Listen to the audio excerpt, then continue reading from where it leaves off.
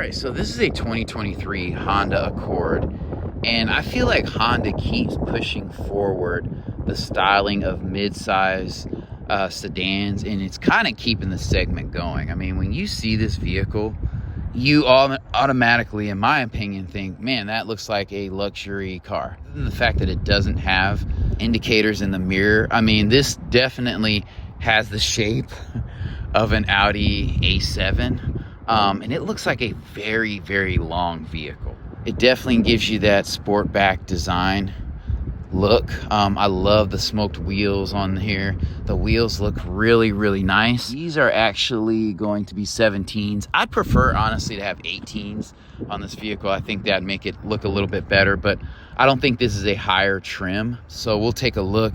You can't see the back as much, but it definitely looks more stylish than this back. So that was one complaint I had about this iteration that started in like 2018, 19.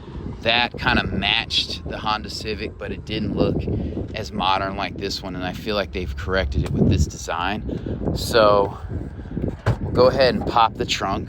And this thing is cavernous. I mean, this is a massive trunk here. It smells so good in this vehicle. Ooh, this feels kind of cheap, kind of basic. So I'd put like, you know, one of those rubber linings in it. But I like the design of this vehicle front and back. And this trunk feels like it has some weight to it. So that's very nice. Exhaust wise, it's doing the hidden exhaust thing, which is fine. These tires are thick and girthy. I like that. They look to be wider. This vehicle looks very, very sleek. And this is an EX, so it's not like a super upscale model. It has a 1.5 liter turbocharged engine. We're gonna hop into the back. This is hard touch, soft touch. I like the trimming here. You know, this does look a little Teutonic. This is soft touch foam. But stepping in, I like that they put like kind of a suit looking design and texture in the seat. So it's not super basic. Hopping in the back, you have a ton of space. You could sit 3 adults back here. I wouldn't want to. I'd rather keep it at 4, but the interior looks nice. I'm not lamenting not having leather. I wish I had chargers back here and vents, but you know, I digress. Maybe even heated seats. You do have LED lighting back here. I don't feel claustrophobic. You know, the roof is a little bit lower slung, but it still feels like you're sitting, you know, at an average height and not super recessed.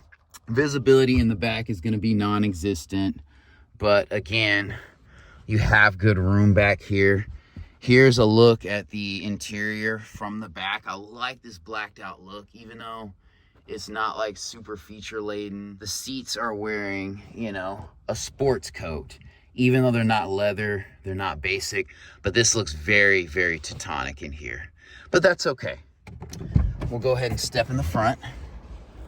It does have very, very shimmery metallic paint, quality paint. These door handles are wide, they're capacitive, so that's cool. I just wish you had those indicators standard in the vehicle. The chrome going around here is a nice touch. The shark fin makes it look even better. It has a sunroof. The front seat is electronic. I like the honeycomb grille in here.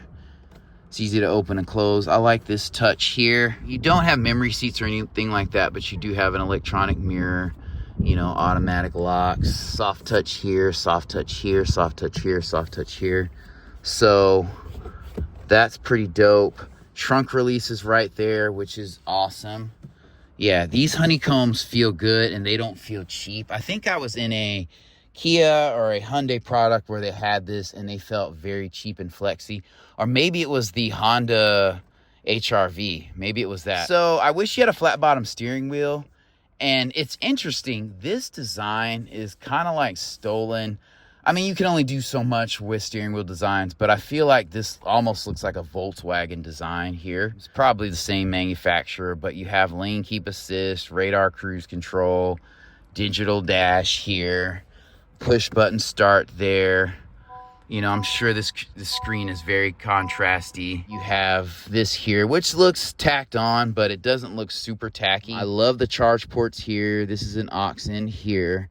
You have eco mode, automatic start stop. Honestly, everything's gonna be eco mode on a 1.5 liter turbo, but if you push it, it can burn gas. I like this design going throughout. This looks classy with the stitching. This is soft touch.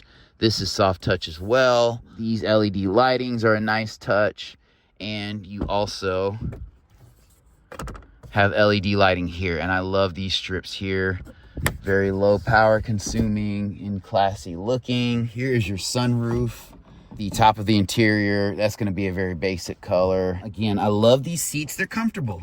I like the design. They're a good balance between comfort and bolstering. And the vehicle feels good, it feels solid. So, well done. This is just a continuation of more Honda greatness. They've blacked out everything here, which is a way of the future.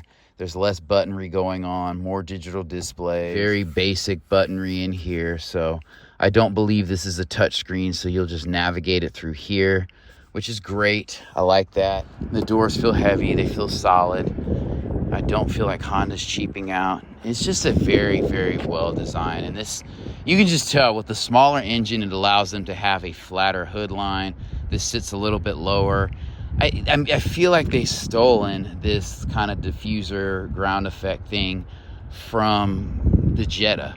You see this a lot in previous Jettas with the slats and the slotting, and I think it looks very sporty, very good. You don't have hood struts in here.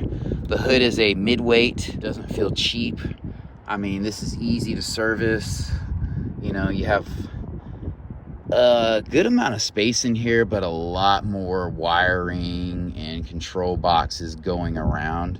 You know, if this was 2015, 2010 in a 1.5, I mean, 2 adults could probably stand in this engine compartment, but not these days.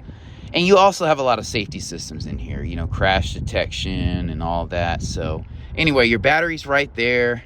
Your master cylinder reservoir is right there. Your air box is there.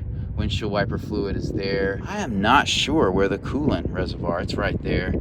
Yeah, that cheap one from like a 97 Accord, they should be ashamed of themselves. But I mean, I trust this 1.5 liter Honda engine. A great seamless transition from this to that. And this looks a little bit wider and just flatter. So that's dope.